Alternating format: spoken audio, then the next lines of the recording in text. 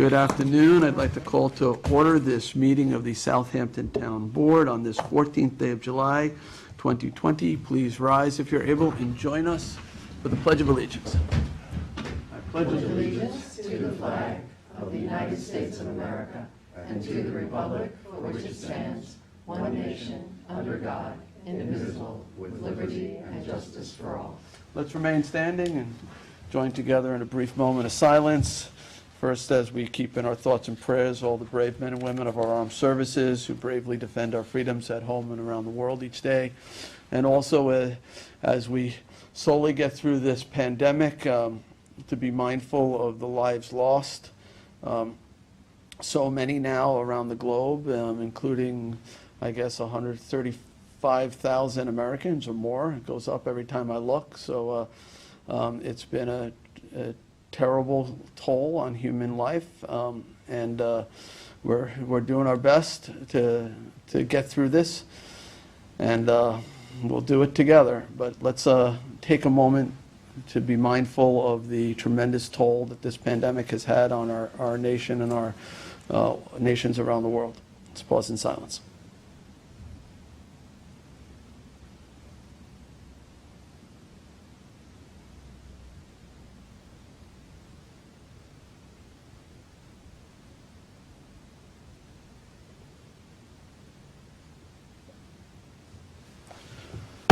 Okay, please be seated.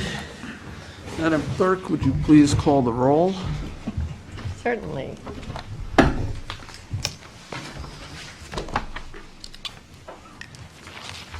Supervisor Schneiderman. Present. Councilwoman Lofstad. Here. Councilman Martell. Present. Councilman Bouvier. Here. Councilman Scavone. Present. All right. We are all here in the same room, which we haven't had in quite a while. So this is, no, we're not doing really the hybrid meeting this time. We're here. So this is the first we have town hall seating available in the meeting room, though it's limited. We have spaces blocked off between the chairs. And you can come and speak in public portion if you make an appointment. I don't know, Sunday, has anybody requested to be heard in front of the town board? Not to my office, no. Okay, and nor in the public hearings as well, right? Okay. Oh, one? Okay, and are they here? I don't see them. Okay, I gave you the copy of. okay. We'll get there in a minute. So Ryan Murphy, our public safety director, has been quite busy throughout the pandemic, trying to keep everyone safe, trying to enforce all the governor's executive orders, also trying to run our ordinance enforcement department and our fire marshal's department, trying to help restaurants do outdoor seating, trying to keep basically everyone from getting coronavirus. So, and trying to figure out how to open town hall and parks and everything else. So he's been a very busy man for many months now. And I've asked Ryan to just give us a brief update as to where we are in terms of the numbers or whatever issues with coronavirus you want to update the board on. Sure. Just real quick, Mr. Supervisor. The numbers are holding, relatively constant, which is favorable for us. Any of the communications we've had with our local area hospitals indicate that their numbers are still low, and the symptoms being demonstrated by patients don't seem to have been hitting the same, severity level that they were back in the height of the pandemic, and let's hope that things just continue to trend in that direction. We're still in phase 4 at this point. Non-essential gathering sizes are up to 50. We continue to work with a lot of our area businesses to try and find creative solutions for them to expand their operations outdoors when achievable, if it falls within the confines of what's allowable under the executive orders. as well as the non-essential gatherings limitations.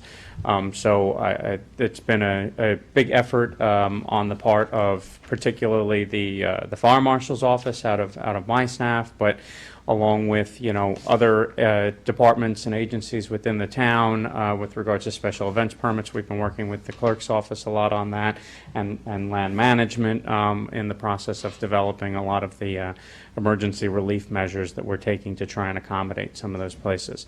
I would say that, where we need to continue to stress to people to be mindful of the situation and the fact that the coronavirus is still out there and that COVID-19 is still a threat is even more so, certainly with regards to wearing of masks. We want to continue to encourage when people are out in public places and they can't socially distance themselves, or there's an expectation that they might not be able to be, they should be wearing a mask. Ryan, can I Yeah. just get a clarification? Because I was at a place the other day that seemed a little bit confused about the rules. This was a restaurant, and they said, oh, if you're seated, you don't need to wear a mask.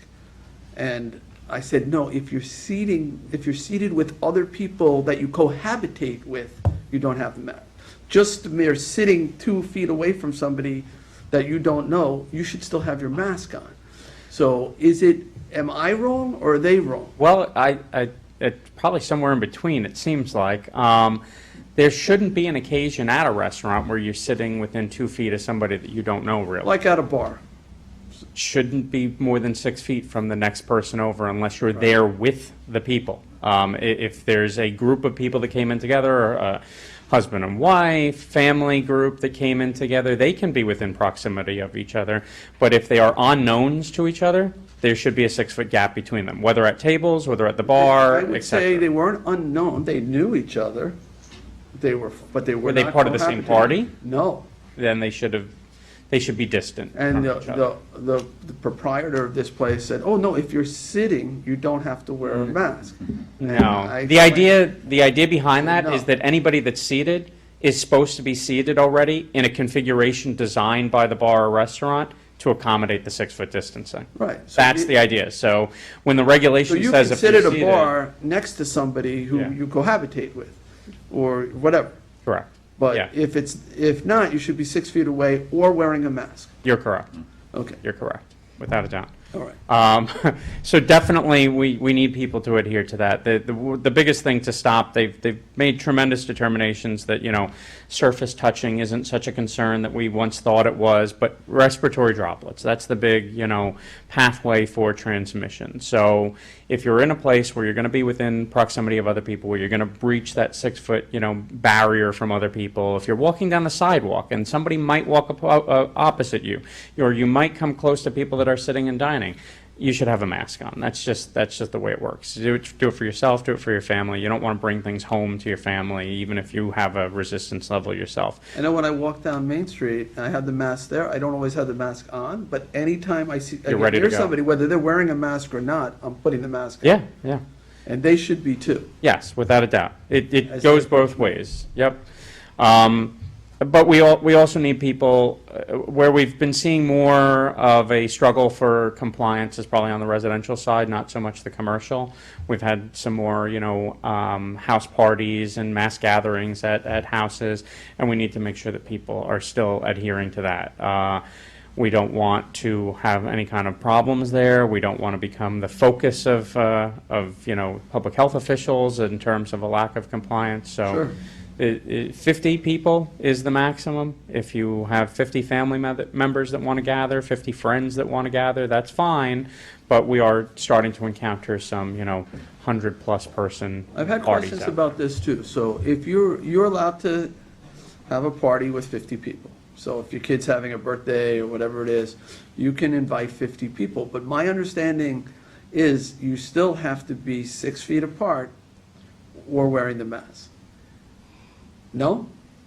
If it's a non-essential gathering, you should, no matter what you're doing, you should try and achieve those things if possible, and maintain some social distancing. But I think the idea for the non-essential gatherings is more that they are people that are familiar to one another, and so the requirement for the 6-foot distancing isn't as strict with regards to the non-essential gatherings. I don't know about that. But it's still certainly an encouraged concept, at least. If it's a party of family members, they don't have to, Right. you know, it goes back to the cohabitants statement that you made before. You know, if they're family members or they're cohabitating and sharing a household together, they don't have to adhere to it. So, Right, but if you have this group of cohabitants and this group of cohabitants and this group of cohabitants, can you bring them all together? they And should be distancing. I think they should be wearing masks. They should either be distancing or wearing masks. Those that are in their cohabitation, those, they don't have to wear masks, but if they get within 6 feet of a different, it's complicated. So it's not cohabitation, cohabitation's okay, but family might not be, because you might not be living with your extended family. Sure, that's certainly something to take into consideration as well. I mean, if think- it's all family, you can make that choice that you're going to It's be mostly- close to each other, it's but common if you're sense, not yeah. sharing households and, you know, out of protection for your relatives, and if there's senior members of the family there that might be more susceptible, you would still want to try and adhere to these things as best as possible. I mean, otherwise, you get a group of 50 people together, nobody wearing masks, and one person is asymptomatic, you know, spreading COVID, they're all gonna, you know, get COVID. Right. And what we're It's all- seeing in It's those all common states, sense here, but the masks work. They do work. Yeah. I mean, it's not a guarantee, but they reduce the spread tremendously. That's why the hospital workers had a lower incident rate than the general public. The masks Right. are effective. and what we're seeing in states with the increase in cases is largely from these superclusters that develop, that come out of these gatherings.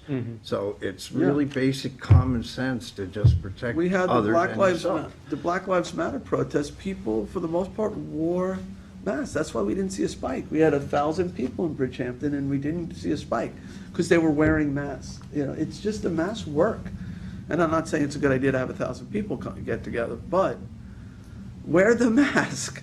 Yes. You know, wear the mask. And, but I think there's a lot of confusion still around some of the governor's orders. And, you know, at some point, that 50 is probably gonna go up, hopefully. We would assume so. It's progressively gone up to this point. We weren't No, from I 10 know, to you know, I 25. check the county numbers all the time. We've had two days in a row with 0 fatalities in Suffolk County. I think that's great. And the 2 days prior to that were just one. But One we've is- had an one uptick is in too many. positives, a slight uptick. Maybe a so- slight uptick in Yeah. positives, but hospitalizations are below 50. They We were still have been below- hovering around that 1% transmission rate, though, or 1% positive out of the all tested, so There are that's roughly good. 40, a little bit more than 40 individuals hospitalized with COVID in the entirety of Suffolk County with its 1.5 million people. So we're trending in a good direction, but it could change so quick. And the rest of the country, well, not all the rest of the country, there's some places that it's going down, not very many, where New York is sort of steady. Yeah, and- we've been doing much better than the And rest. there's like 37 states where it's going up, some really quickly, so. Can I just confirm that the configuration that we're in now, We measured this we're out. all okay, Yeah, we measured this out to make sure that everybody was 6 feet. and everybody has their mask, that if somebody comes in and walks by us, we can put Right. them on? And And when I you're walk all- away from the podium, I'll be putting mine back on. It's as And none long of as you we're are in a fixed symptomatic, and position. all of you have had your temperature scanned, right? Okay. I had 2 negative COVID tests, too. Oh, good. Good. You know why it's taking so long to get test results? I got tested, but it's 3 weeks ago now, and no result. No, you should have gotten. We heard I that got the it in lab 2 was days. backed up for the company that we had utilized through the town. That was the answer that we got when we made the inquiry, because we were under the understanding that those results should have been back a lot faster. I believe they've fixed the problem at this point, but, It's not good if it takes 2 or 3 weeks. no. I A lot didn't happens in 2 experience that. We got the test at Red Creek, and we got it within 3 days. And I had mine Exactly. too. You It must wa- it was also- hit or miss. It seemed like about half the people that utilized the service that we hooked up with, that we had previously utilized for like wellness tests for town employees and things of that nature. It seemed like about half got it very quickly within the 72 hours that had been predicted, and then some were waiting, you Well, know. I did the antibody The test, last week. and I did the COVID Yeah, test. that's what I did. But, you know, it's over 2 weeks now. A lot happens in 2 weeks. So if I get the result now that I don't have coronavirus, I expect I don't have coronavirus, but in the 2 weeks period, I could pick it up, right? Yes. Hopefully, they're not just trying to figure out how to break bad news to you. No, I would imagine if I was positive, they would have contacted me. Maybe that's that envelope I got. I would have had a contact tracer call me or something if I was. I would hope so. Let's hope. So what else you got? Anything else? in terms No. of updates? Ryan, I have a question for you Yeah. regarding the phases. We're in Phase 4 currently. We Could are. you go over briefly what Phase 4 is and what we could expect next? Sure. Or if I you can can, answer the and phase 4 question. What to expect next, we'll see. Right. When this all started, we were presented with a 4-phase plan, but there are things that haven't opened by phase 4, so obviously there's going to be like a 4A, 4B. We're not sure what that's going to be characterized as yet. Phase 4, the biggest, two big changes to phase 4 were low-risk indoor and outdoor entertainment activities opened up. They opened up with capacity limitations, so if your normal occupancy was, 100 people for your indoor entertainment space, your museum, or whatever it happened to be, you're limited to 25% of that occupancy. The outdoor low-risk activities are limited to 33% of what their normal occupancy would be for the space. There are a lot of sports and activities programs that have been allowed to start to open under Phase 4 guidance as well. And the non-essential gathering numbers went from 25 to 50. Those are the biggest changes to 4. And then I believe as of this past Friday, the governor's office also released guidance, which doesn't necessarily, really impact our area so much, but on malls and what air handling requirements are necessary for malls to be able to open. They can't just open. The guidance was put out in terms of what they need to be able to do to open. So I don't know that we'll see any of them open Higher yet. education, too, Higher education was as well. also part of Phase 4, so colleges can open. There are lots of, guidance there. Yes. So, Ryan, Each one of these areas has their own guidance. Not So open. upstate New York, they're currently at a, they're more The capital further region's along. ahead of us. Right.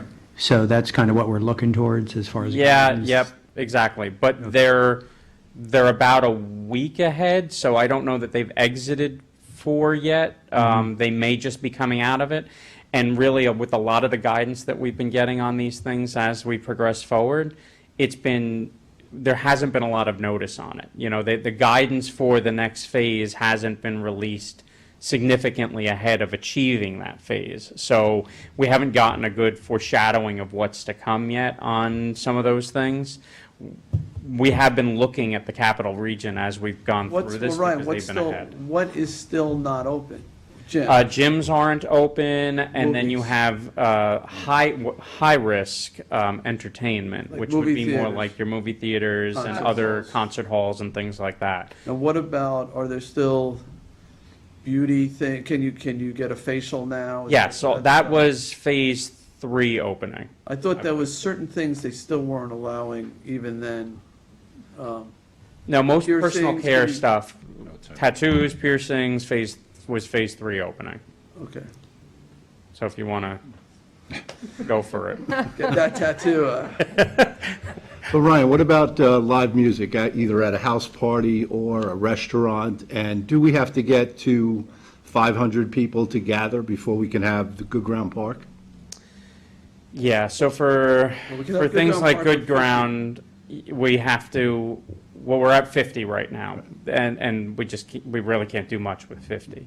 And the problem with some of those spaces where it's a little bit more of a free-flow atmosphere is it makes it really difficult to control the in and the out without having to use a lot of security and a lot of fencing and things like that to be able to control it.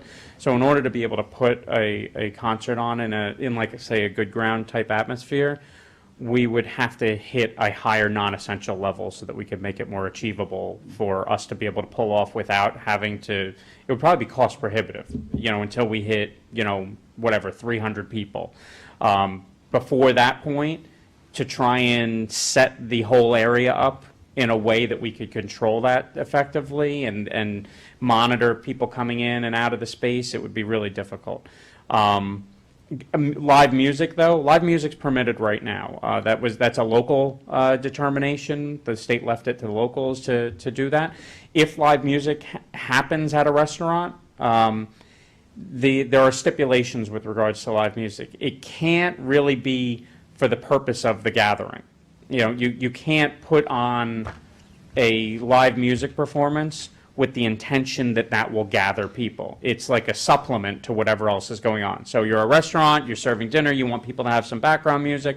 While they're having dinner, you can have live music for that. But even there are regulations that the people seated have to be they have to be at least 10 to 12 feet, I believe it is, from the live music that's being played, and then still maintain 6 feet from each other beyond that point. So there are a lot of regulations that the restaurants have to follow. If they want to have live music, they should look at the guidance in terms of what the requirements there to make sure that the distance between the performer and the crowd is maintained, because if they get caught violating any of those things, their biggest problem is not necessarily going to be with us.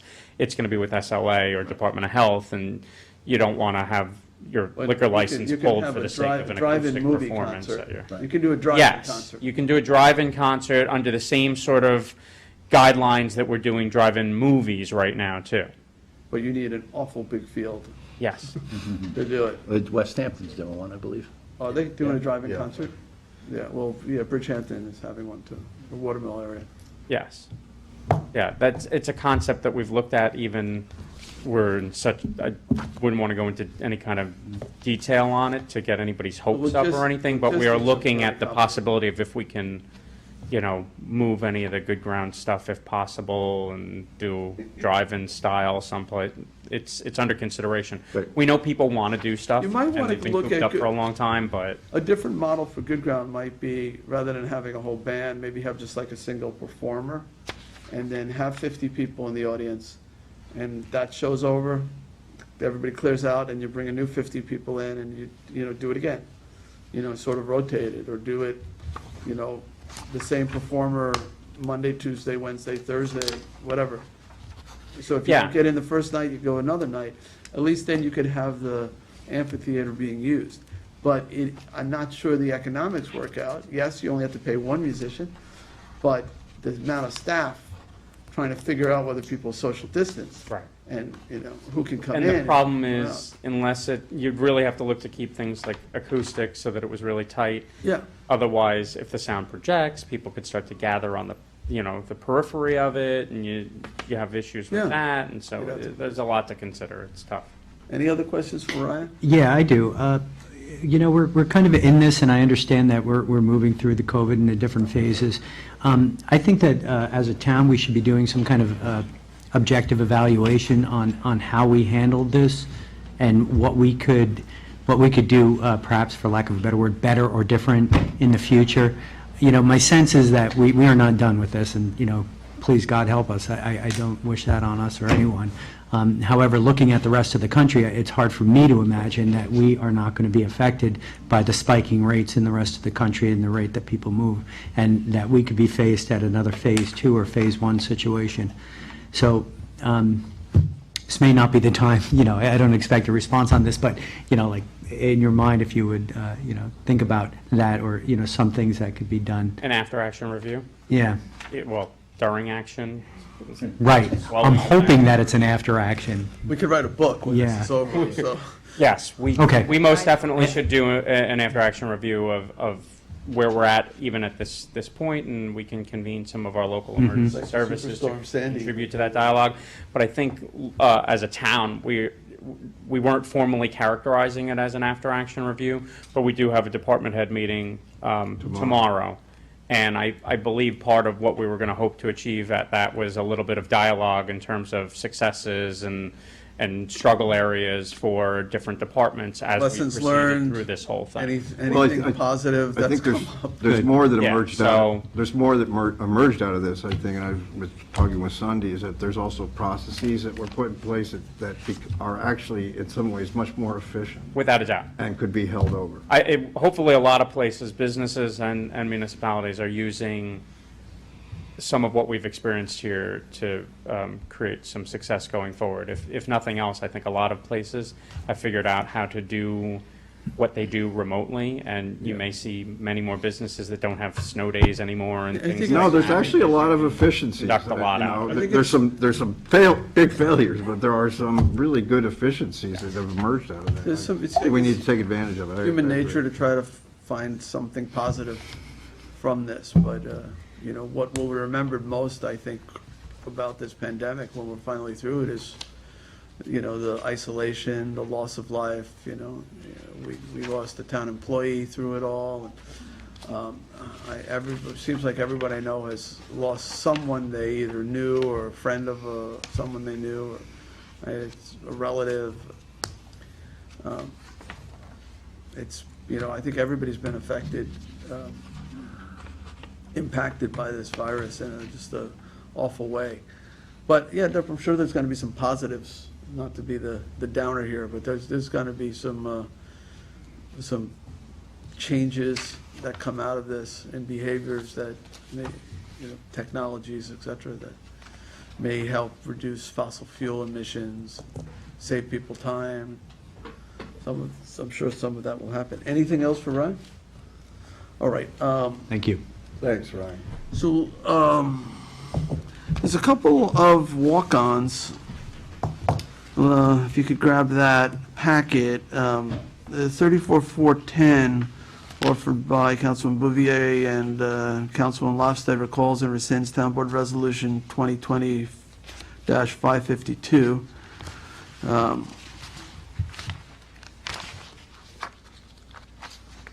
Which I don't know what that resolution was. It turns out that it required a public hearing to do this. Okay, I what, think the town board authorized funds for this particular purpose, but you couldn't authorize the funds without having a public hearing first. what was the purpose? Community block grant CARES funds. Oh, okay.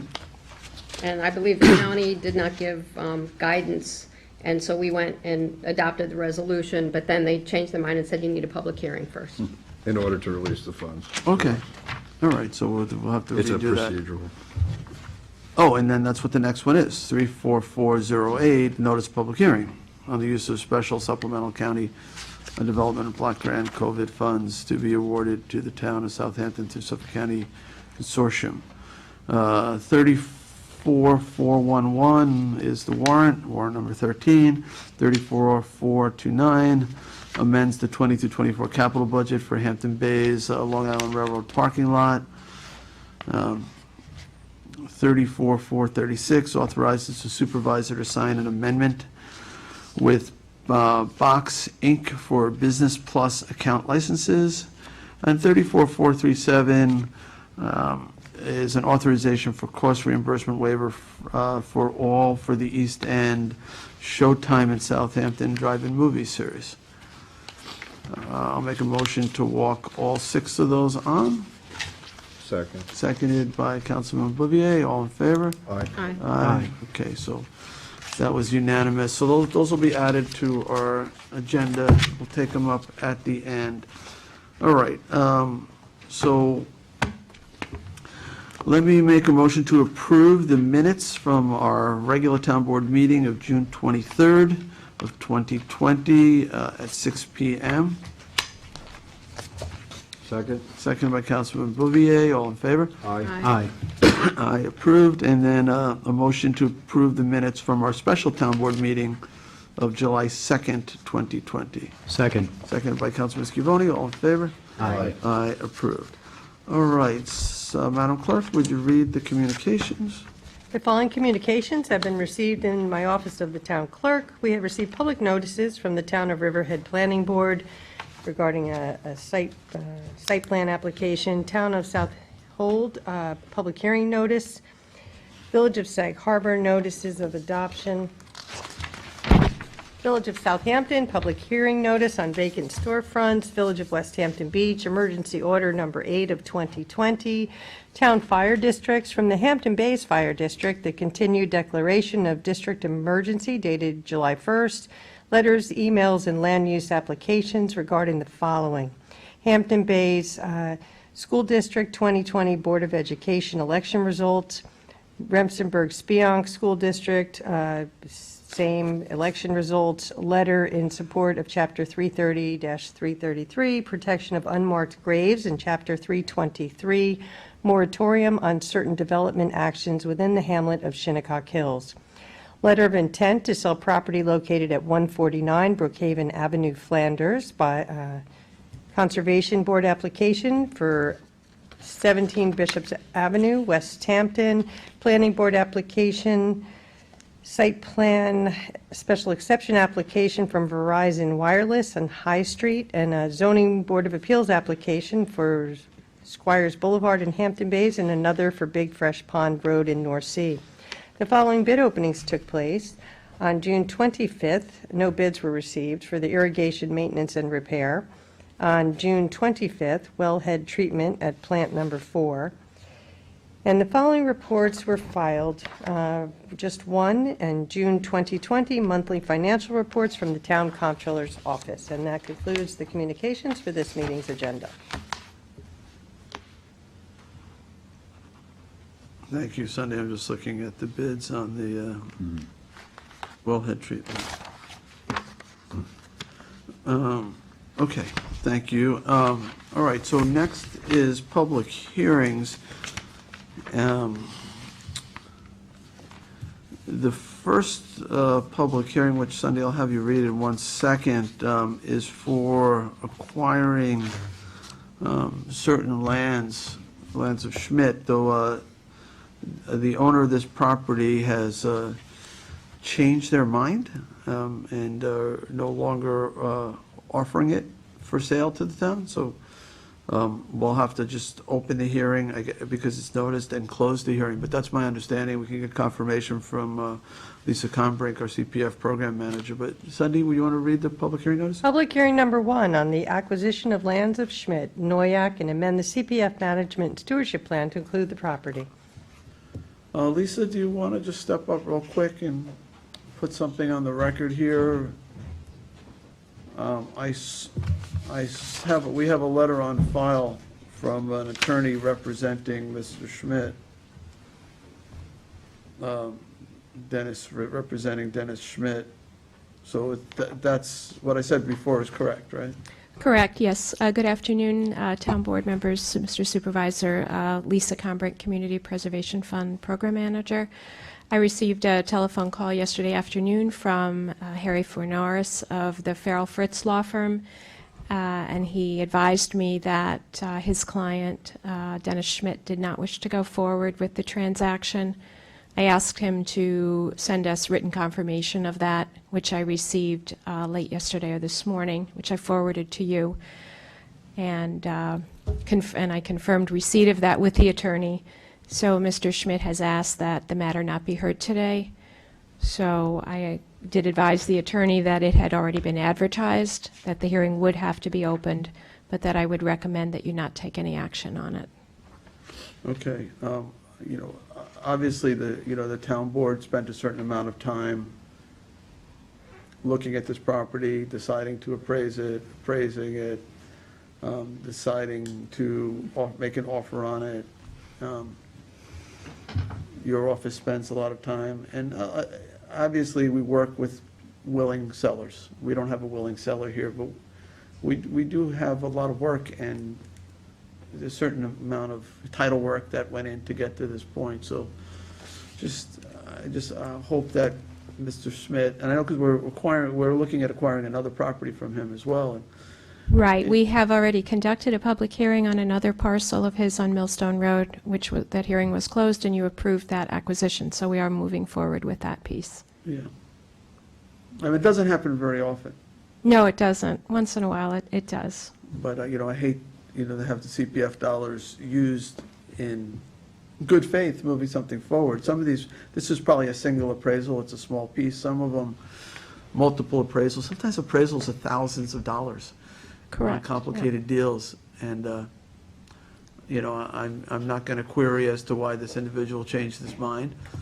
But, we always approach these in good faith. And there's, times when the real estate market changes and, properties go up, go down, and, I guess it could go either way, The town we're not committed to purchase until after we're in contract, so, and I guess the seller is also not committed to sell until after they're in contract. That's correct. Our contracts always provide that a condition to moving forward is you conducting your legally required public hearing and you approving the acquisition. So that has to No, happen but before. in this case, we have a contract signed by Mr. Schmidt. Correct, but but the contract is conditioned on you holding But this public hearing The contract is today. conditioned on the town, so we have to basically let him out of the obligation to sell at this point. Correct, because he doesn't want to move forward, and I don't believe that under those circumstances you would approve the acquisition contrary to his wishes at this hearing. So. Okay, thank you. Any questions for Lisa on this? Okay, thank you. Okay, thanks. Is there anyone else who wishes to be heard on the possible acquisition of the Schmidt property? We're not going to even describe it in terms of where it is, and it's in the hearing notice. All right, hearing none, I'll make a motion to close. Second. Seconded by Councilman Bouvier, all in favor? Aye. Aye. Aye. Public hearing number 2, to consider repealing Town Code Section 330-248Q, RTW Residential Plan Development District, in its entirety, and 2, amending the zoning map to revert 2 corresponding parcels to their prior zoning classification of highway business in the hamlet of Hampton Bays. All right, thank you. This is actually the third time this property has been in front of this town board. The 2 other times were for extensions on the PDD. This time, it's to end the Plan Development District altogether with the hopes of reverting it back to what the zoning was prior to the original PDD, which goes back to before I was on this board. So Janice Shearer, our Land Planning and Development Administrator? Got it. All right. That's right, Town Planning and Development Administrator. Okay, I got the title right. Thank Okay, you. Janice, you Good want to afternoon. tell us what's happening here? Supervisor, members of the board, thank you. It's nice to be back in here again. Thanks. So yes, you pretty much summed it up. The RTW PDD, Residential Plan Development District, was one of the first PDDs I worked on here. And it was to be a 50-unit senior citizen housing development, 55 and over, with a 15-unit set aside for affordable housing.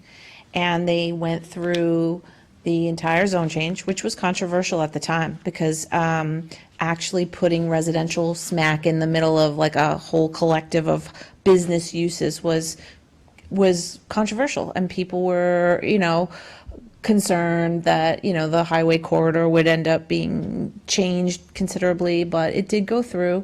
The site plan went through. It was called Arbor View at Tiana. The planning board approved the site plan. They actually installed, or gave us money to install, the emergency preemption devices in the lights over there, the thing where the ambulance, you see like blinking light. One of the conditions was that they install that, and they did that. They also were required to transfer some Pine Barren credits and do some other, like a trail in the back, a bike path. So it's kind of a shame that it's not going through. The site plan itself was a nice development plan. However, we always had our reservations about it being residential right there. So they never were able to get it off the ground. It didn't make financial sense. They were not able to sell it for the amount, the density of 50 units only. The sewage treatment plant itself was an old chromoglass system, which is not even approved anymore at the health department. So that was another obstacle to getting this you gave them a time frame to do it in, which was right, because it sat languishing for a good 10 years. So now the request is, with PDDs are funny, because some overlay districts, you always have the underlying zone there. PDDs were stripped away. You never had it was that zone or nothing. So there is no underlying zone if they're not doing the PDD. And that's why their attorney, Wayne Bruin, sent a letter saying, we want to confirm, then revert back, making sure that we can't leave them with no zoning Well, classification. it doesn't automatically revert. It doesn't. You have to have a public hearing, which is what you're having You have now. to place zoning on it. And Right. what's the properties on, is everything on both sides of it? Highway business. Highway business? Yeah, Okay. it's just continuing what it was before, and then they would have all the rights associated with the use tables And I'm under not highway business. suggesting we do this, but back when this PDD was created, I don't know that the town had SC 44 zoning. Oh, we had it. Oh, We yeah. did? Isn't the SC 44 zoning very similar to what this PDD allows? It's senior citizen. Yes, right? it was available to them at the time. and they It was chose a this route floating rather zone. than SC 44? They chose this route. Because of the flexibility, PDDs, although they've come to be associated with, zoning for, whatever, there was a lot of negative association. A PDD gave you the flexibility it didn't have like a setback use chart, very, very strict. It was design it and then we'll zone around it. So it was the preference. The PDD was I did preferable. an analysis at one point of this property, what they could have done under the SC 44 zoning. I think they actually would have been able to get a higher density under SC 44, or maybe less affordables or something. It was It was probably the same as 6 units an acre as SC 44, and the magic number is 50 because of the health department sewage treatment plant. The Appendix A system is 15,000 square feet. If you divide that number by 300 gallons a day, which is, you end up with 50 units. That's like the formula. So if you're always wondering, why am I getting this number? It usually is tied to the number that the sewage treatment will allow for. When they ask for zone change and things like that, it has to do with that. But they could still, in highway business of, someone else, whoever owns it, those are floating zones. SC 44 Right, could be so if somebody landed. down the road wants to go back to residential use, they could They could. propose SC 44, although I don't know if it meets the locational standards for SC 44. It does, because it's, It's within the distance to, this is considered a hamlet center. in Oh, our- okay. in our map. Oh, okay. So it definitely does, and that was one of the reasons why it was approved as a residential senior zone, because you had to be within a quarter mile of shopping. And part of their approval was to put in sidewalks and things like that. Does undoing it undo any of the mitigation that was related to it, that was part of the development? Well, I guess No, if the mitigation hasn't been done yet, it hasn't been done yet. like the trail, but they don't get the money back for the traffic light. They don't, Right. Those things they would forego, even yeah. as a condition. Even though it was a condition to get a building permit, and they went through that process and they got to that point, but they never did construct it, so. I do believe so we is- did receive the money for the EVP, the And one can I just, EVP. and one last question, because this is ultimately a zone change, even though it's going back to the old zone, it has to go to Suffolk County Planning Commission then. That's too. right. We sent it to them. We did not hear back yet. Okay. But chances are good that we'll get a local determination. And the other thing is that we sent it to the planning board for referral, because this is a Chapter 330 amendment, and they submitted a resolution with no planning comments. And this is Hampton Bays, so This this is Hampton would, Bays. by simply undoing this, we're reducing the density in Hampton Bays by 50 units? We are, although it's in our ultimate count. So in the end, we have 50 units in our build-out count that were accounted for here. Right, so So it's 50 units less. it's 50 units less. Because I know that with the downtown, one of the issues was where the density is increasing from beyond our, the original count. Right. But, the This count, actually knocks it down by 50. it does. It does. So But, My question was, why now? well, they effectively have no zoning. They have no zoning. They have an expired PDD that they can't get reapproval for, and then they have nothing underlying. So they have no, then I'm not the lawyer in the room, but the takings possibility there is that they have no use of their property. So they must So have it's been some like kind of this zone for in order to 10 years. develop the That's why I'm property. wondering. No, when they- was when did the extension? I'm sorry. When the PDD expired, then they realized that they had an opportunity to do this in order to, I would imagine there's a pending sale, or there's an application, or is there any pre-app on this property? No, it would have to Well, come in. The only thing I heard was that they were interested in doing some kind of battery storage proposal, but Okay. we also aren't zoned for that yet either, which I advised them. But they would avail themselves to anything permitted under highway business zone. That would be the only uses they could do. Anything similar to their neighbors, as long as it's allowed in highway business and it meets the setbacks and size requirements, then that's what they can reasonably expect to develop. And that's what you'd be granting them by reverting it back to the underlying zone. That's what you'd be doing. So there's no real analysis here because that's what it always was, highway business. And there was a lot of, Right, if they were asking for a different zoning category, it'd be more complicated. right, You'd this have to is, do a whole report. Yes. You'd have to do the two-step process. this is just sort of confirming that if the PDD expired and there is no, they cannot avail themselves of that PDD, they're saying just repeal it away and give us the underlying back. When did it expire, the last extension? That was a couple of years ago. I'm sorry I don't have it with me, but I believe it was at least I 2 mean, I years ago. remember when You we were did all it. here. Actually, Janice, are we That's why I not was wondering. obligated to do a two-step Yeah. process here because it is a zone change, like a work session to consider and then the public hearing? Well, and Even I though it's talked to the old zone? town attorneys, they didn't think so because elect to consider what? You're not really, you're just confirming an underlying zone. You're not really Right, there's no considering a zone pre-app, change. there's You're no- just that's why I- confirming There's that, actually no zoning. that there's no zoning and their highway business It's is just a the highly appropriate. technical question. Yeah, yeah. I just wanna make We, sure we that did, If somebody play that out. challenges this No. and says, how did that become highway There's an business? expiration period. What- There was an you change it expiration. From one zone to another through this process. well, you're not doing it under that code. You're doing it under the expiration code that says after public hearing, you can revert it back. Oh, You know, so okay. you're There's an kind of expiration doing it period. under Oh, that that's in the expiration. PDD. That's in the PDD, yeah. Yeah. After expedition, okay, then we're covered. Yeah, so you're not really doing it under 185 in that way, I It's really guess. belt You suspended you are, but you confirming aren't. That it's going back to the underlying, which was. Okay, so there is a provision to revert back to original zoning. Yes, after a public hearing, which is this right now. I didn't realize that. Now, correct me if I'm wrong, this piece of property, once we extended the PDD as per their request, they immediately put it up for sale, is that right? I cannot confirm. And not that that really affects our decision here today, but. I did have a number of inquiries from realtors about what can they do here, or, you know, whatever. They did try to sell it with the approvals in place, with the, to build it as per the Sell site plan before. approval. They tried to sell it. The biggest hurdle was going back to the health department and getting a whole new sanitary system approved because that chromoglass system is no longer allowable. So that was another hurdle, I guess, and it just Yeah. didn't work out for whatever reasons.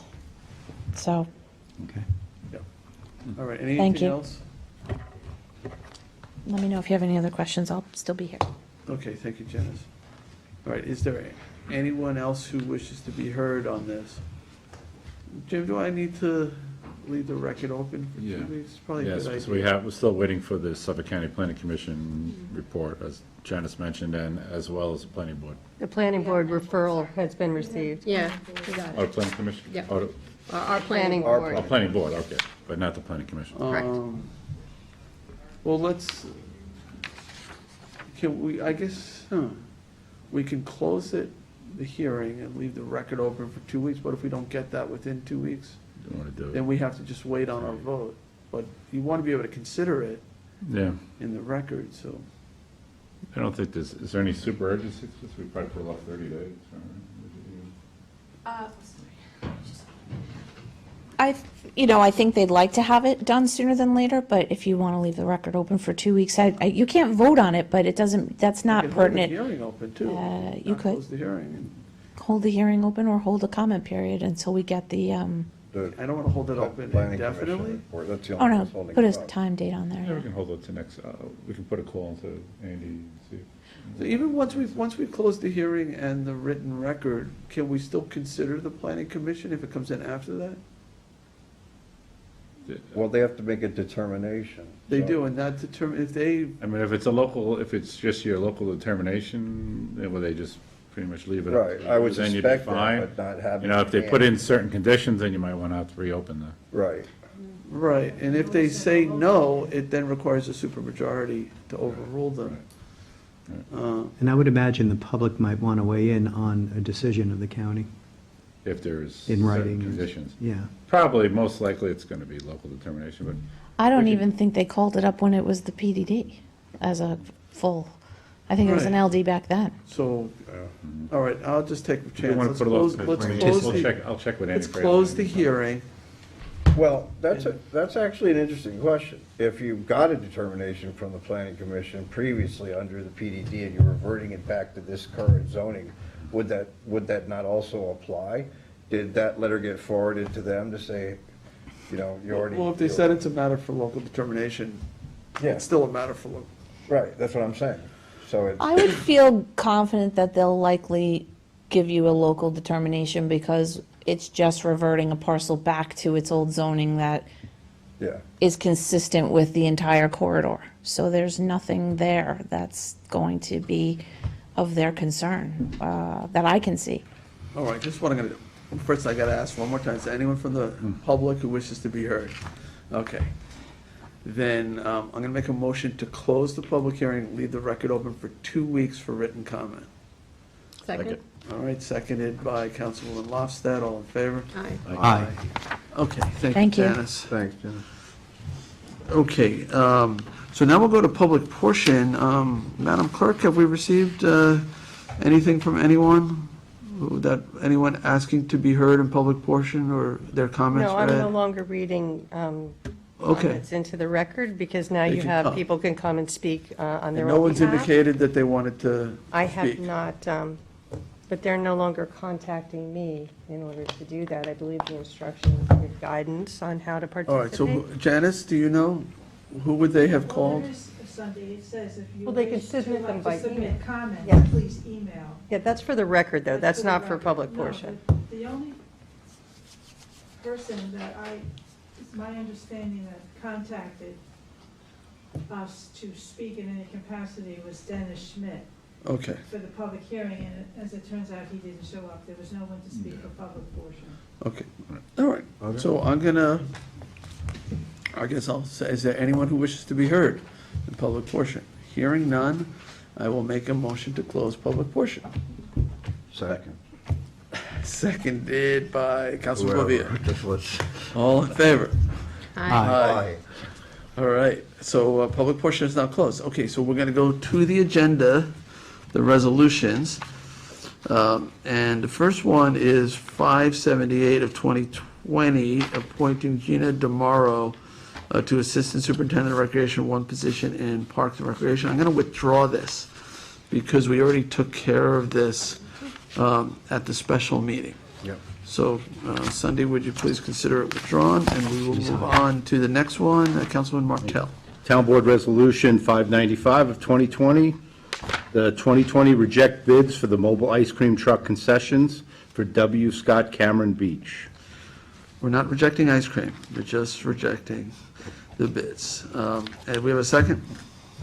Second? Seconded by Councilman Scavone, all in favor? Aye. Aye. Aye, approved. Town Board Resolution 2020-596, authorized contract with Nursing Sisters Home Care, DBA Catholic Home Care, to provide expanded in-home services for the elderly program, EISCP, to Town of Southampton residents. Second. Seconded by Councilman Martell, all in favor? Aye. Aye. Aye, approved. Town Board Resolution 597 of 2020, authorize the purchase of an Eager Beaver 1821 brush chipper from Mooreback LLC using the Sourcewell contract. Second? Seconded by Councilwoman Lofstad, all in favor? Aye. Aye. 598 authorizes the supervisor to sign a license agreement with All for the East End for use of a room at the Bridgehampton Community Center for its Feed the Need campaign. And what I understand here is that there's going to be some refrigerators installed to help store some food for some of the food pantries. We're not going to have to pay anything. It's all through private donations, and this will help the food pantries meet the need of growing food insecurity throughout the East End. So I don't know how long this goes on for, but I guess through the pandemic at least. Do we have any more information on this? I know I had seen an email. Well, it just says Oh, it's for a one-year oh. term. Connie, do you have some more information on this? I didn't realize you were here, yeah. I just walked in, so I'm not sure what was the question. Oh, okay, so this is on the license agreement with All for the East End for the Bridgehampton Community Center. I mentioned that it was for a few of the food pantries Right. are going to be installing refrigerators at the not the childcare center, the community center. Right. Senior center. There's a back room off the kitchen that we're going to be utilizing, and we have 5 units that we're going to be installing, 3 freezers and 2 refrigerators for 3 pantries that will have direct location to that. That will be the position right next door, the Bridgehampton Child Care Center, the Sag Harbor Pantry, which is the old Whalers Church, and the Simi location. What's happening is a lot of these locations, the pantries, are just small mom-and-pop organizations, and they were running out of space. And in order to get Long Island Cares and Long Island Harvest to bring out a bigger shipment of food, they needed to have more refrigeration. So that's why we're setting it up, and we believe that's going to be needed for the next year. For a year? Mm-hmm. Is the space that's being occupied, or how is it currently being used? The Bridgehampton location is usually a congregate meal location where the food is brought in from Hampton Bays. It's made in the Hampton Bays kitchen, and then it's shipped over to the Is Bridgehampton this going to location. interfere when we open our senior center up No, again? it will not, because we did have them tour the facility, and they looked at this back room, and they said that they no longer need that room. They don't need that space. So we're going to be coexisting with them once they do open for the congregate meals. Now, in terms of people entering and exiting our building, There is a door right on that little storage space that we're going to be occupying, but they will only be able to utilize it during the business hours that we have staff there between 7:30 Okay. and 4. So it's all being worked out. okay. The utility bill, are they paying or we paying? Well, I did have Christine Fenton and Peter Gaudiello take a look at this, and if we need to up the ampage for it, we do have Jay Andriassi, who is a contractor, who is offering to do that free of charge. So we are looking at that. So we'll be covering the utility charge, or are we billing back the food pantries for that? I don't know. Okay, it's probably, I mean, From what I understand, I it don't might have a be- problem with it, but if it's for, does this contract going to specify the time period? And do we have the right, if we say, look, we need that space now, Right. It give them does, some notice and, it has a 1-year contract on it. And so we would have to renew it if we needed to continue it. okay. And one of the nice aspects is that the refrigerators and the freezers are being purchased by the local Lions Club, Bridgehampton Lions Club is paying for it. Yeah, I saw some email, it's like $10,000 Right. worth of freezers. Right. All right, and if this contract ends, those freezers then would go back to the food pantries, right? Or they could be left there, Or they could be left there? right. Okay, so It's we all could to use be it for our determined. meal program then, Other than the congregate eating, there are other activities that occur there, pre-COVID, and after COVID ends, hopefully, will those things go back to normal? I know there's a pretty heated card game that occurs there. I think But- that's all being determined Okay. under. But this activity won't affect anything? No, it's currently with- a small storage space in the back in the kitchen that was only being utilized by the kitchen staff. And they, looked at the area and they said, we no longer need it. Okay, good, thank you. Yeah. Anybody else have any questions about this? All right, so I didn't get a second yet, so is there a second on it? I'll second it. All right, seconded by Councilman Scavone. Anybody else want to co-sponsor? You're welcome to join in. All in favor? Aye. Aye. Approved. All right, yeah, thank you, Connie, for the additional information there, and I know you've been involved with AFD, so it's really important work.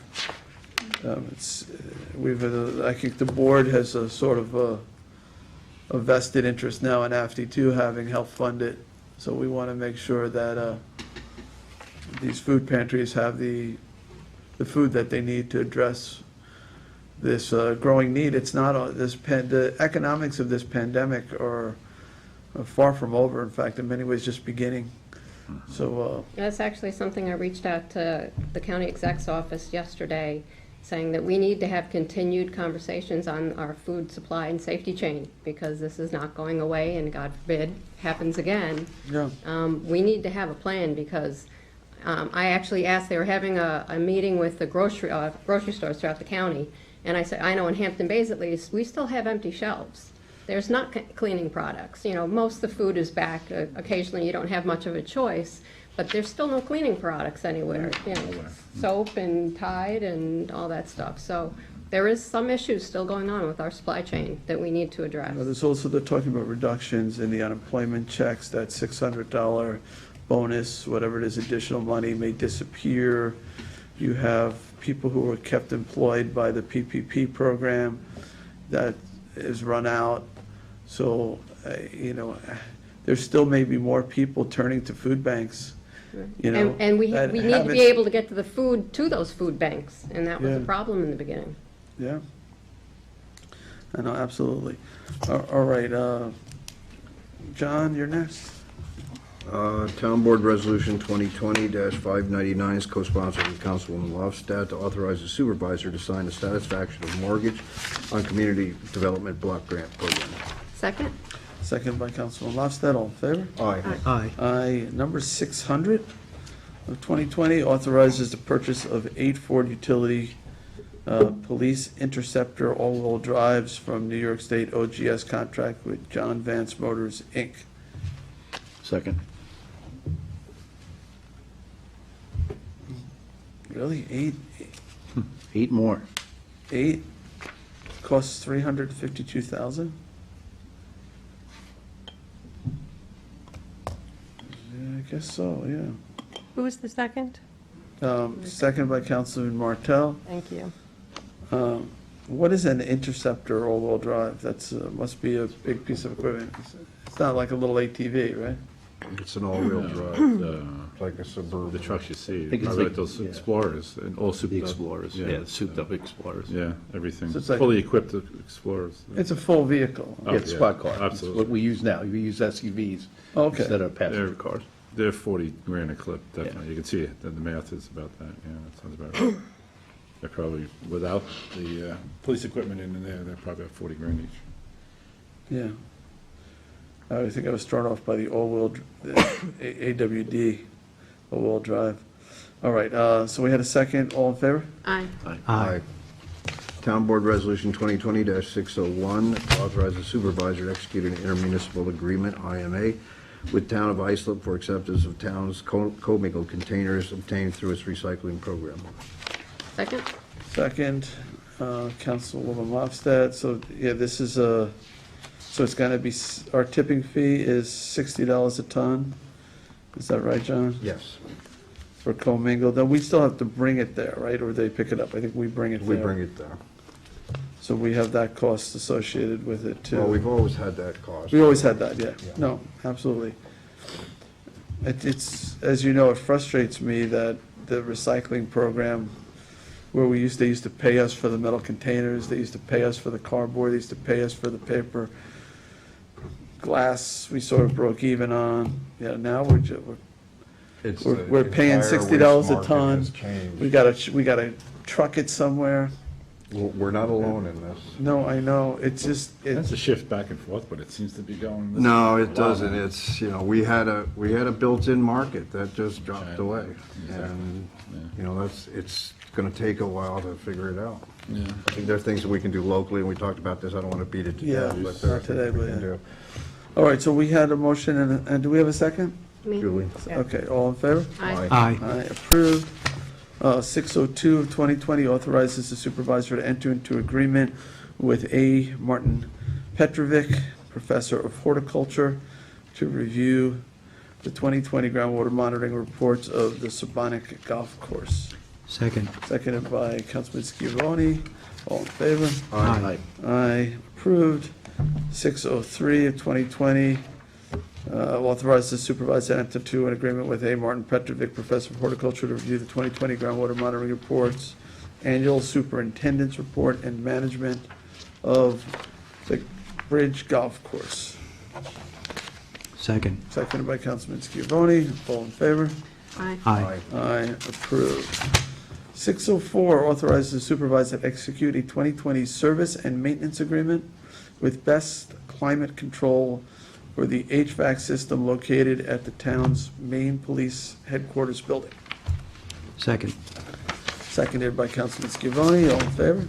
Aye. Aye, approved. Resolution 2020-605, authorize the supervisor to execute a contract with Suffolk County Office for the Aging for expanded in-home services for the elderly. Second.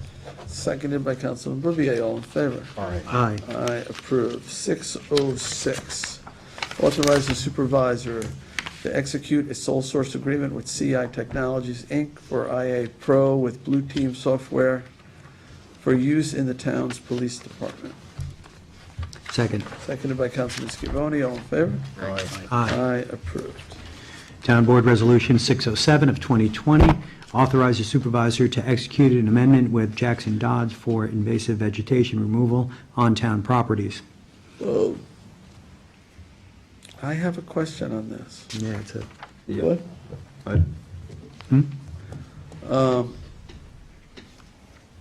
There was an issue that you guys may be aware of with this company, Yes. and using a prohibited pesticide. Supposedly it was an accident. It was the release of 12 gallons of a non-organic herbicide. Yeah, 12 gallons, it was 12 ounces. 12 ounces? No, it was- Because I got 12 gallons in my, I think it was more than 12 ounces, so it was, but there's regardless of that. So I did suggest that, you know, You wanna in future table this and- contracts that we have, that we spell that out specifically, because they claim it was an accident, and 12 ounces. I know, but we just made, 12 ounces? So that's even less, but it's still pretty potent stuff. well, we shouldn't be using, mile a minute weed should be pulled by hand. I don't know what else they're doing. I mean, there might be times, but should we maybe table this and get some more information on Sure. what happened and see if we want to put anything into this new contract? I'd like to make a motion to table Town Board Resolution 607 of 2020 Okay. I Till will. the next town board meeting? until the next town. Yeah. I'll second it. Seconded by Councilman Bouvier, and, maybe have a conversation with this company. Well, they've already, Laura Smith and the CBF has had conversations already, so. All right, well, I think we need to be part of that. But, all right, so motion to table and second, all in favor? Aye. Aye. Aye, approved. Town Board Resolution 608 of 2020, authorize the supervisor to sign a 2020 contract in support of the trustees and freeholders of commonality of the town of East Hampton for water quality protection strategies. This is ongoing water quality testing located in Sag Harbor. This is the last of a 3-year longitudinal study on several sites throughout the harbor. It's kind of a challenge in the village of Sag Harbor municipally. There's the village of Sag Harbor, of course, and then on one side is the town of East Hampton, the other side is the town of Southampton. We have interlocking land masses which affect the harbor, and the 3 spots currently on the Southampton side are in the Upper Cove and Inner Cove, and they're adjacent to Bay Point and Noyak, which are Southampton town properties, and this water is Southampton town waters. So we would be giving the East Hampton trustees $2,000. Right, this, And we've been CPF giving funding. $2,000 for the past 2 years, and it's a public-private partnership. The Sag Harbor Yacht Club is involved, the Breakwater Yacht Club, the Village of This went Sag through the Harbor. CPF committee too, right? It's all, we had approved this as a project, right, I believe, yeah. Yeah. That was my question. What was your actually. question? The CPF funding for that. This is an unallocated contract. This is not the CPF. This is not CPF. Right. Oh, this is So not, I- And it hasn't make it- been in the past. And, considering the other people involved in this study, it's a pretty good buy, I think, for $6,000 over 3 years to get that longitudinal data, something that could be used immediately, or in the future, we have baseline data in one of the major nitrogen contributing areas in Oh, I see, it's in Sag non-CPF, it's just regular. Right. Right. And I think it would be it would qualify and could be, you know, it's late now, but if something else like that comes up, I think that's something that could go in front of both town boards. Yeah, well, CPF, water quality I boards. suggest we think. approve it for now. Yeah, and, I think it's a good, that's If a it's gotta good be an process ongoing that effort, work. maybe it becomes a CPF project, Okay. but, all right, so. I'll second it. Seconded, all in favor? Aye. Aye. Approved. Town Board Resolution 609 of 2020, recall and amend. John's or- Oh, that's either way. Either way, go ahead. Go ahead, Oh, I'm sorry, I saw my name there. You know what? go ahead, keep reading. I'll go ahead. Town Board Resolution 609 of 2020, recall and amend Resolution 2019-1171, oils, lubricants, and grease. Second it? And it's co-sponsored with Councilman Bouvier. All in favor? Aye. Aye. Approved. Thank you, Councilman. No. Town Board Resolution 611 of 2020. Wait. I Wait, think we're at 610, and that's John's got one Town now. Board I'm on a Resolution 2020-610. A recall and amend Town Board Resolution 2020-502 to sign a contract with PW Grosser for evaluation of existing leachate pump station exuberances. Second? Seconded by Councilwoman Lockstad. All in favor? Aye. Aye. Aye, approved. Town Board Resolution 611 of 2020, recall and amend the Town Board Resolution 2020-541 with contemporary computer services for additional support. Second. Seconded by Councilman Bouvier. All in favor? Aye. Aye. Aye, approved. And Town Board Resolution 612 of 2020, recall and amend Town Board Resolution 2020-556, no before for the Information Technology Department. Second. Seconded by Councilman Martell. All in favor? Aye. Aye. I approve 613 of 2020 for call and amends resolution 524 of 2020. Second. Seconded by Councilman Bouvier. All in favor? Aye. I approved. Town Board Resolution 614 of 2020, resolution authorizing the Parks Director to enter into an interim concession agreements for mobile food trucks pursuant to Town Code, Chapter 111-7B2, for 2020 summer season at Mecox Beach. Second. Seconded by Councilman Bouvier. All in favor? Aye. Aye. I approve 615 of 2020 notice to bidders for North Sea Beach Colony Beach Erosion Control District nourishment. Second. Seconded by Councilman Schiavone. Julie, are you abstaining? Yes, sir. All right, so all in favor? Aye. Aye. Abstain? Abstentions, one. Cindy, you got that? I do. Okay, so that was approved with one abstention. 616 of 2020 amends the 2020 adopted budget for Bay Constable part-time salaries. Second? Seconded by Councilman Lofstad. All in favor? Aye. Aye. I approved 617 of 2020 amends the 2020 adopted budget for beaches part-time salaries. Second. Seconded by Councilman Bouvier. All in favor? Aye. I approve 618 of 2020 authorizes highway fund pay-as-you-go for purchase of equipment.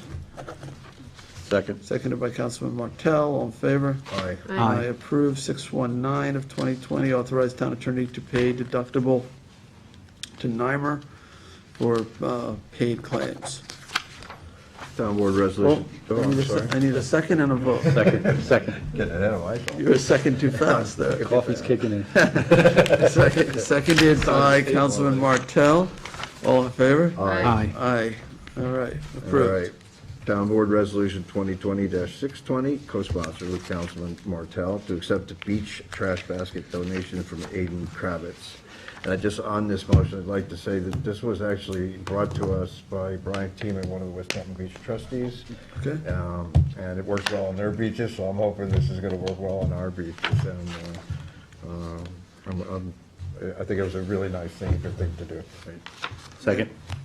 Seconded by Councilman Martell. So yeah, Aiden is a West Hampton resident? I believe so. Yes. Yeah. Yes. And he's just donating these handheld baskets? Yes, for picking up trash, they did it for Riders Beach. Oh, I see, so there's a rack, and then you can grab You can a, grab the stuff, it Walk makes the a lot beach of sense, we'll see how people handle it. that's a really interesting idea. Kind of cool.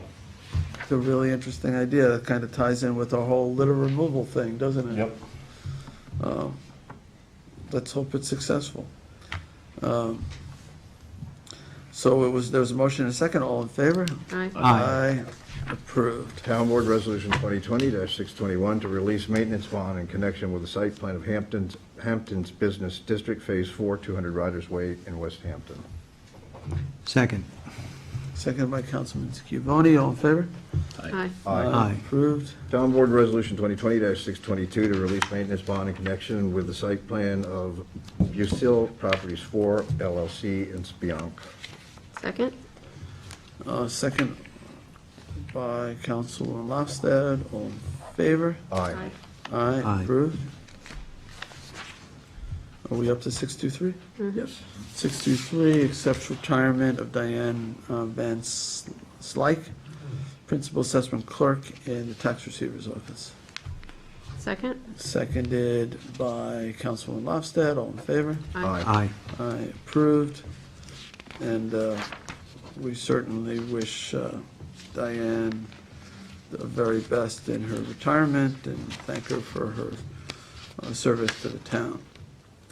624 of 2020 appoints Ronald Carter Jr. to Senior Court Officer position. Second. Seconded by Councilman Scavone. All in favor? Aye. Aye, approved, and congratulations.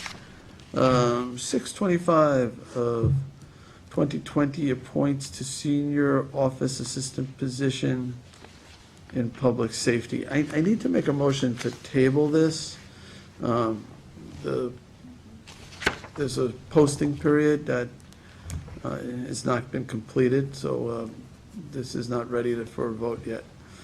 So I'll make a motion to table till July 28th. Second. Seconded by Councilman Scavone, all in favor? Aye. Aye. Aye. Approved, or tabled, tabling was approved. 626 of 2020, notice of public hearing on the acquisition of interest in lands of Peconic Land Trust as contract vendee, Eastport, and amends the CPF management and stewardship plan to include that property. Second. Second by Councilman Bouvier, all in favor? Aye. Aye. Aye. Approved. 627 is a notice of public hearing on the acquisition of lands of Bauer and Forest Park LLC in Sagaponic and amends the CPF management and stewardship plan to include the property. Second. Seconded by Councilman Scavone. All in favor? Aye. Aye. Aye. Approved. 628 of 2020, notice of public hearing on the acquisition of lands of Tusa in North Sea and amends the CPF management and stewardship plan. Second? Seconded by Councilwoman Lofstad. All in favor? Aye. Aye. Aye, approved. 629 of 2020, a notice of public hearing on the acquisition of lands of Weiss in East Quogue and amends the CPF management and stewardship plan to include that property. Second. Seconded by Councilman Martell. All in favor? Aye. Aye. Aye, approved. John, you're up. Town Board Resolution 2020-630 is co-sponsored with Councilman Martell. Notice of public hearing to consider the lease of property located at 112 Old Riverhead Road, West Hampton Beach, for the purposes of a community center. Second. Seconded by Councilman Martell. This hearing will be Tuesday, August 11th at 1 o'clock. And this is on the former Rubio property. Is that what it's called? It was a car dealer at one point. It's on County Road Old 31. Riverhead Road. Yeah, Yep. it's a little bit south of Gabreski Airport. Yeah, it's actually quite a bit south. We've determined that this could be an ideal location, we believe, for a senior and community program, community center in the western portion of town, which has not been served in that capacity. Like we have the Hampton Bays, and we have Bridgehampton, and we have Crow-Ann. but nothing in the far western portion of town for the seniors and for youth and for, I think for a whole bunch of services. You know. So It's quite a big building and well built out. and this lease would also contain an option to purchase, Correct. right? Yep. Okay. All right, so we had a motion and a second, all in favor? Aye. Aye. Approved. Okay, let's go to the walk-on packet. John, you've got the first. Town Board Resolution ID 34410, oh, I'm sorry. Yes, 34410 to recall and rescind Town Board Resolution 2020-552. Second? Second by Councilman Lofstad, all in favor? Aye. Aye. Approved. Pertains to Town Board Resolution ID 34408, notice of public hearing on the use of special supplemental community block grant COVID funds to be awarded to the town of Southampton through the Suffolk County Consortium. Second? Seconded by Councilman Lofstad, and this was explained earlier in the meeting that basically, although we had originally approved it and we now have rescinded that approval, it was only because there was a requirement of a public hearing before we make the application for the funds. Is that correct? Yep, and these are co-sponsored with Councilwoman Lofstad, and so far, we're moving along pretty well on this, hopefully, right, Julie? Knock So- on wood. So where are the funds going? They're COVID-related, right? Yes. 45,000. Catholic Home Care, Maureen's Haven, and There's a Save It list. Mohair. Oh, okay, it's the various community groups. Mm-hmm.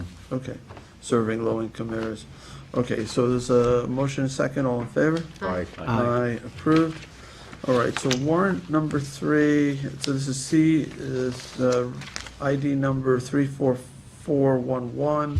It's warrant 13, capital 13, CPF 13, and payroll liability. Second. Second by Councilman Bouvier, all in favor? Aye. Aye. Aye, approved. Number 34429 amends the 20 through 24 capital budget for Hampton Bays Long Island Railroad parking lot. Second. This adds an additional 5,000 from unallocated. I guess it went a little bit over the money we had that was kindly provided by New York State through a grant, through our Assemblyman Fred Thiel.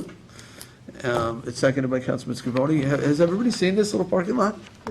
It just came out great. Yeah. It really came out great. I guess in any other year, we probably would have had a ribbon cutting or something, but in this era of COVID, we didn't. But go take a look at it if you haven't. It came out. South side of the track? It's right on the south side of the railroad tracks. So the whole idea was basically, with the commuter connection, which isn't running at the moment, but will again. A lot of people were getting on it in Hampton Bays, and we didn't really want to take away any downtown parking, so we wanted to sort of create some additional parking. So we created, I think, 25 additional spaces here with this grant. And it just makes so much sense that it's parking. If you drive by, you think it was always there, right, Julie? It feels Yeah. like it's been there forever.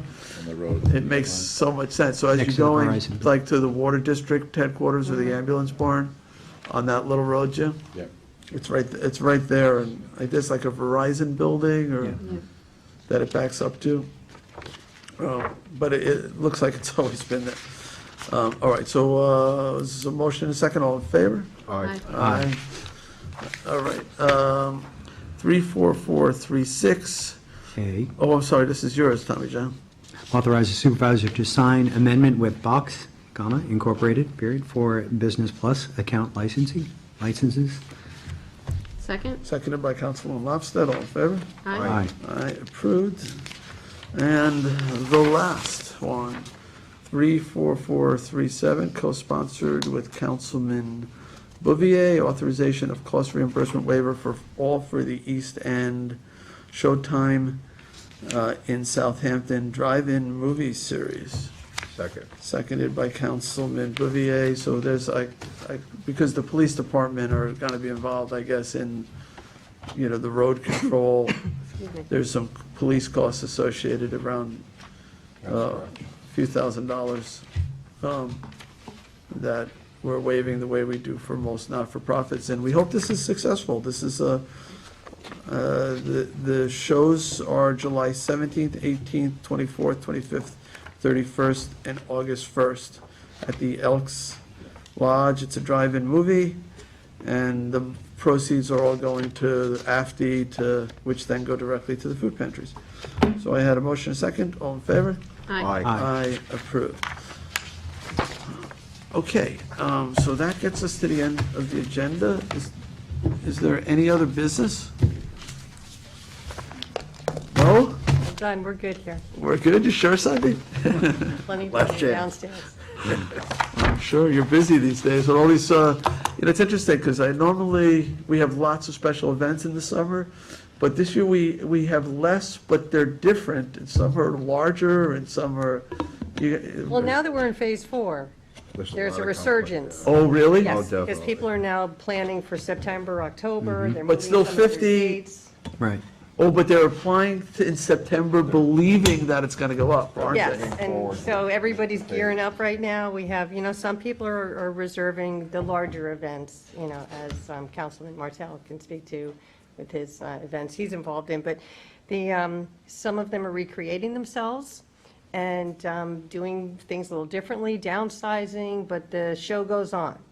Because people are, we have a lot of fundraisers that historically take place throughout the season, and those entities are still looking to be creative in how they can. They are really being creative. Oh, I they saw are, Ellen's run, instead of having the run through the village, you pick whatever area you want to run in. Virtual. And where it's been problematic for us is that there's normally a 90-day lead time for the 5 different departments that normally review these to make sure that they're all sufficient. And we're down to 7 to 10 days maybe lead time. So it really is putting the pressure on us, and we're fortunate that the COVID situation has been progressing and getting better. So it's lightened up some of the departments to be able to spend a little bit of time on reviewing these types of things, even, while we're still under this pandemic situation. So we're doing the best we can, and everybody's stepped up, and it's going well so far, Well, we appreciate the work. as my grandmother would say. Yeah. A lot of these institutions, they need these fundraisers, they need They these do. events, and they They want to maintain their footprint throughout the season, so So they can there's come been back no next year. late fees, we've waived I all of have that, and we're my doing our best to work with my it. nephew is planning his wedding in September here, but most of his friends are from the West Coast who'd be coming It's in. a little but- dicey right now. But right now, I think was California added to the governor's list? They've been on it for a little Yes, while. yes. I think. And they've been on it for a little while, so you can't bring everybody up for the weekend and expect them to quarantine for 2 weeks And now there's- before they show up at the wedding. A lot of weddings So- have still taken place, just not with the party. People still want to get married and make that commitment, and they're postponing a year out. A lot of the venues out here that They'll were have destination they'll get weddings, married, but they'll have the party a year from and they get preference for the date for next year. With most of the entities, they'll say, okay, you're first come, first served, because you've already had to cancel, so you can have the same date next year if you choose to. They have first right of refusal, let's say, Yeah. in some Well- situations. Well, thank you for your flexibility in terms of your office trying to accommodate the creativity of some of these, event holders and. Well, we've It- been it- working closely with Ryan and the fire marshal's office and any of the other reviewers that if I know they need to weigh in, I'll just pull them in. Not, Yeah. because we have not a lot of time to navigate. So Yeah. it's been working, I think it's been working fairly well. Very good. Any other business? All right, I'll make a motion to adjourn. I'll second that. All in favor? Aye. Aye.